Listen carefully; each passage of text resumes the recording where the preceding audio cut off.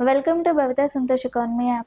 ఈ యాప్ ద్వారా రాబోయే గ్రూప్ 1 to 3 నోటిఫికేషన్స్కి గాను ఎకానమీ లైవ్ క్లాసెస్ కండక్ట్ చేయడం జరుగుతుంది. ఎవరైతే ఎకానమీలో టాప్ స్కోర్ సాధించాలి అనుకుంటున్నారో ఖచ్చితంగా భవితా సంతోష్ ఎకానమీ యాప్ని పర్చేస్ చేసేయండి. అలాగే ఛానల్ని సబ్స్క్రైబ్ చేయండి.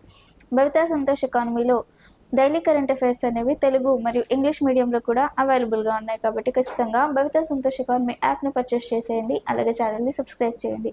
అలాగే భవితా సంతోష్ ఎకానమీలో తెలంగాణ మూమెంట్కి సంబంధించి కూడా అన్ని రకాల క్వశ్చన్స్ని కూడా ఎక్స్ప్లెయిన్ చేయడం జరుగుతుంది. కాబట్టి ఖచ్చితంగా భవితా సంతోష్ ఎకానమీ యాప్ని పర్చేస్ చేసేయండి. ఛానల్ని సబ్స్క్రైబ్ చేయండి. అలాగే మూమెంట్కి సంబంధించిన ఇన్ఫర్మేషన్ని మిస్ కావద్దు అనుకుంటే ఖచ్చితంగా భవితా సంతోష్ ఎకానమీ యాప్ని ఖచ్చితంగా పర్చేస్ చేసి ఛానల్ని సబ్స్క్రైబ్ చేయండి. అండ్ ఈరోజు తెలంగాణ మూమెంట్కి సంబంధించిన MCQs, దీంట్లో ఫస్ట్ 131వ క్వశ్చన్, క్రింది వాటిలో సరైన దానిని గుర్తించండి. Identify the correct one among the following. దీంట్లో ఫస్ట్ పాయింట్, వైదిక్ ఆదర్శ్ అనే పత్రికని 7వ నిజాం బ్యాన్ చేశాడు. So the 7th Nizam who didn't like this would have been banned this Vaidik Adarsh magazine. So second point, MIMని స్థాపించిన ఇత్తేమత్ అనే ఇప్పటికీ కొనసాగుతుంది. MIM స్థాపించిన ఇత్తేమత్ అనే పత్రిక మాత్రం ఇప్పటికీ కొనసాగుతుంది. But the magazine Ittemad magazine founded by MIM continues till now. Third, Arya Samaj స్థాపించిన కేశవరావు మెమోరాండం స్కూల్స్ మరియు వివేకవర్ధిని స్కూల్స్ ఇప్పటికీ కొనసాగుతున్నాయి. Keshavarao memorandum schools which was established by Arya Samaj and also Vivekavardhini new schools were still continuous. So మనకి first point ఏంటి, వైదిక ఆదర్శన పత్రికను 7వ Nizam ban చేసిండు. మనం ముందుగానే మాట్లాడుకున్నాం, వైదిక్ ఆదర్శ్ అనే పత్రికను ఎవరు స్థాపించారు? ఆర్య సమాజ్ స్థాపించింది. మరి ఆర్య సమాజ్ అనే పత్రికలో మనకి జరిగే అన్యాయాలను గురించి మనకి కంప్లీట్గా ఇన్ఫర్మేషన్ని ఇవ్వడం జరిగింది. ఎందులో? వైదిక ఆదర్శ్లో మన భాష అంటే మన ధర్మం ఏ ధర్మం అని చెప్పారు? వైదిక ధర్మం అని చెప్పారు. ఆర్య సమాజ్ ఏమని చెప్పింది? ఆర్య సమాజ్లో మనకంటూ ఒక ధర్మం ఉండాలి, మన ధర్మం వైదిక ధర్మం అని చెప్పింది. గో బ్యాక్ టు వేదాస్ అని చెప్పడం జరిగింది. సో ఆ విధంగా మనకి వైదిక్ ఆదర్శ్ అనే పత్రికని మన కోసం ఏర్పాటు చేసిన పత్రిక. మరి 7వ నిజాం, ఇది నచ్చని 7వ నిజాం ఏం చేసిండు అంటే వైదిక్ ఆదర్శ్ అనే పత్రికని బ్యాన్ చేయడం జరిగింది. మరి వైదిక్ ఆదర్శ్ అనే పత్రికని 7వ నిజాం బ్యాన్ చేసిండు. కానీ MIM అనేది ముస్లింల కోసం ఏర్పాటు చేసిరు. ఎప్పుడు? 1927లో ముస్లింల కోసం ఏర్పాటు చేసిన సంస్థ. మరి ఇది కూడా మత సంస్థనే, కానీ ఇది మాత్రం కొనసాగుతుంది. మనకి వైదిక ఆదర్శ అనేది ముఖ్యంగా అదొక మత సంస్థగా పనిచేస్తుంది అని చెప్పి మనకి వైదిక ఆదర్శ అనే పత్రికని బ్యాన్ చేసిరు. మరి MIM ముస్లింల కోసం ఏర్పాటు చేసిన సంస్థ ఇది MIM. మరి MIM 1927లో ఏర్పాటు చేసి ఇప్పటికీ కొనసాగుతుంది. మరి అది కూడా మత సంస్థనే కదా. దీన్ని బట్టి ఇంత పక్షపాతం చూపించాడు అనేది తెలుసుకోవచ్చు. సెకండ్, MIMను స్థాపించిన ఇత్తేమత్ అనే పత్రిక మాత్రం ఇంకా కొనసాగుతుంది. అవును. So the second point, but the magazine Ittemad magazine founded by MIM continuous till now. So the second point is also correct one. మనకి థర్డ్, ఆర్య సమాజ్ స్థాపించిన కేశవరావు మెమోరాండం స్కూల్స్ మరియు వివేకవర్ధిని స్కూల్స్ ఇప్పటివరకు కొనసాగుతుంది. ఆర్య సమాజ్ అనేది మనకి ఆర్య సమాజ్లో కీలక పాత్ర పోషించిన వ్యక్తి ఎవరు అని చెప్పుకున్నాం? కేశవరావు కొరాట్కర్ అని చెప్పుకున్నాం. కేశవరావు కొరాట్కర్ మనకి ఆర్య సమాజ్లో కీలక పాత్ర పోషించిండు. అలాగే గణేష్ ఉత్సవాలను నిర్వహించిన వ్యక్తి. ఈయనని హైదరాబాద్ ఉక్కు మనిషి అని పిలుస్తారు. మరి ఈయన కేశవరావు కొరాట్కర్ ఎవరైతే ఉన్నారో ఆ కేశవరావు కొరాట్కర్ వివేకవర్ధిని అనే సంస్థను కూడా స్థాపించిన వ్యక్తి. మరి కేశవరావు పేరు మీదుగా ఆర్య సమాజ్ ఏం చేసింది అంటే, ఆర్య సమాజ్ ఇంత కృషి చేసిన కేశవరావు కొరాట్కర్ పేరు మీదుగా మనకి కేశవరావు మెమోరాండం స్కూల్స్ని ఏర్పాటు చేసింది. అలాగే వివేకవర్ధిని స్కూల్స్ని కూడా ఏర్పాటు చేసింది. మనకు కేశవరావు కొరాట్కర్ వివేకవర్ధిని అనే సంస్థను స్థాపించిండు. వివేకవర్ధిని అనే సంస్థను స్థాపించిండు. సో కేశవరావు పేరు మీదుగా ఆయన స్థాపించిన సంస్థ పేరు మీదుగా స్కూళ్ళని ఏర్పాటు చేసిరు. ఆ సంస్థలో ఆ స్కూల్స్ ఏవైతే ఉన్నాయో ఆ స్కూల్స్ అనేవి ఇప్పటికీ కూడా కొనసాగుతున్నాయి. సో థర్డ్ పాయింట్ ఏంటి, Keshavrao memorandum schools which was established by the Arya Samaj and also Vivekavardhini new schools were still continuous. So why? Because Keshavarao Koratkar played major role in Arya Samaj and he was called as Iron Man of Hyderabad. So in this case Keshavarao Koratkar conducted Ganesh festivals in Hyderabad and raised the awareness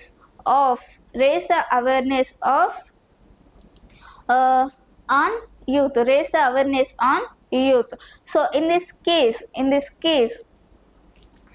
Arya Samaj established and constructed new schools by his names Keshavarao Koratkar.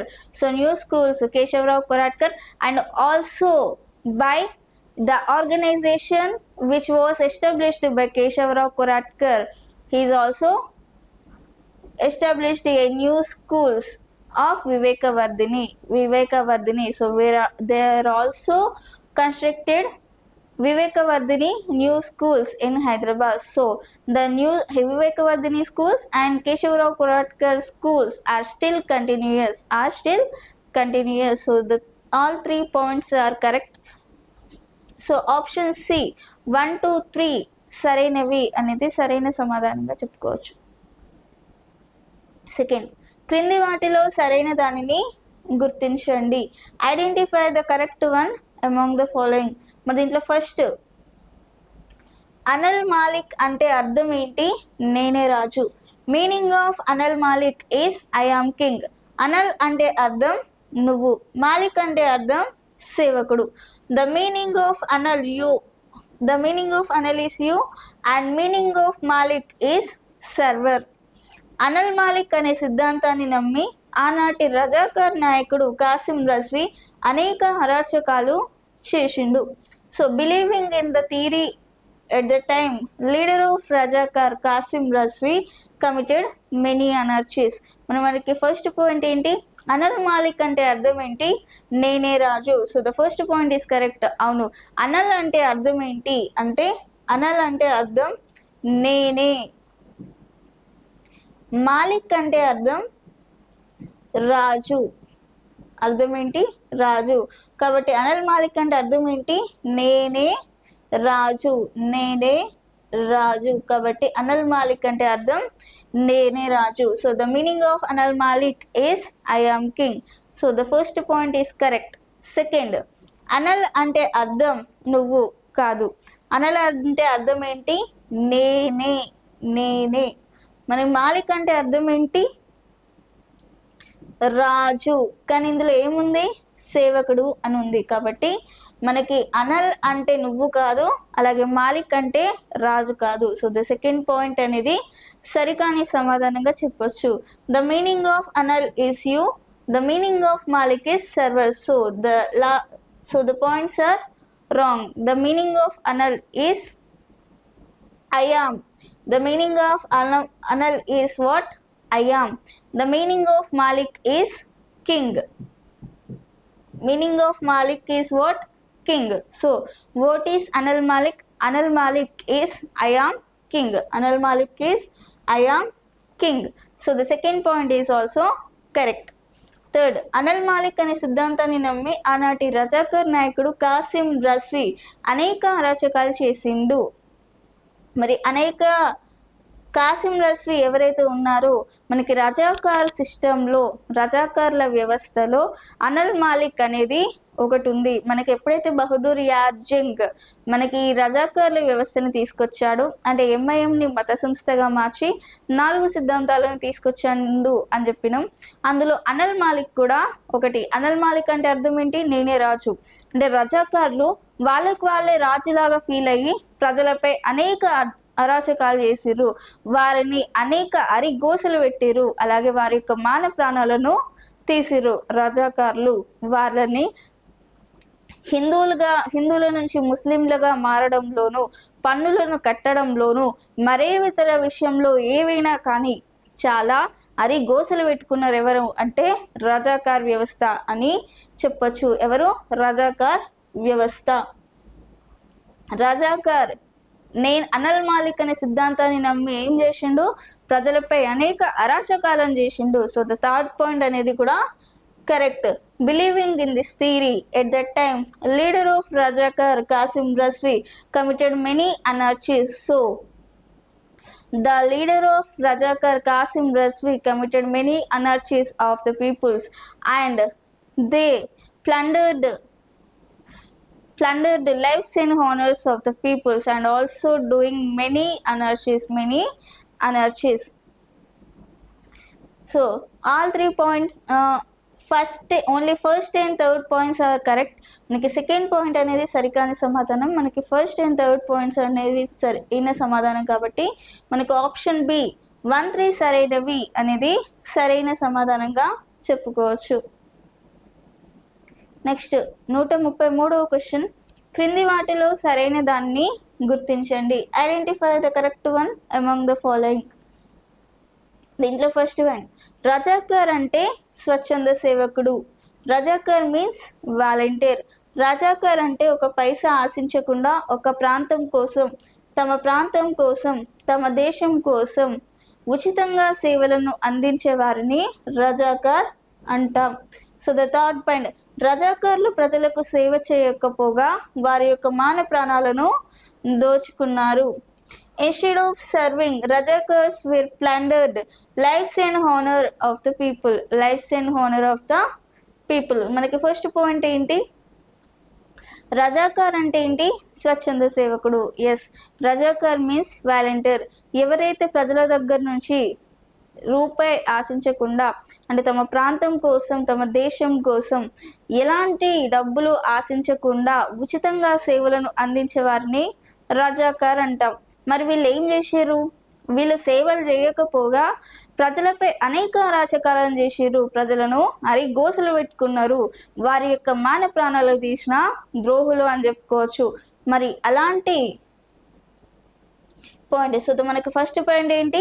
Razakar అంటే ఏంటి? స్వచ్ఛంద సేవకుడు. కాబట్టి first point, Razakar means volunteer. Razakar means what? Volunteer. So the first point is correct. Second, Razakar అంటే ఒక పైసా ఆశించకుండా తమ ప్రాంతం కోసం, దేశం కోసం అనేక ఉచితంగా సేవలను అందించే వారిని రజాకార్ అన్నాం, ఇంతకుముందే చెప్పుకున్నాం. సో మనకి సెకండ్ పాయింట్ కూడా కరెక్టే. Razakar means who provided free services to their nation, to their country without expecting any single penny. It is called Rajakars. But what they are, instead of serving, they plundered lives and honors of the people. So this is about Rajakar. So the second point is also correct. Next, రజాకార్లు ప్రజలకు సేవ చేయకపోగా వారి యొక్క మాన ప్రాణాలను దోచుకున్నారు. Instead of serving, they are plundered lives and honours of the people. So మనకి థర్డ్ పాయింట్ కూడా సరైన సమాధానంగా చెప్పుకోవచ్చు.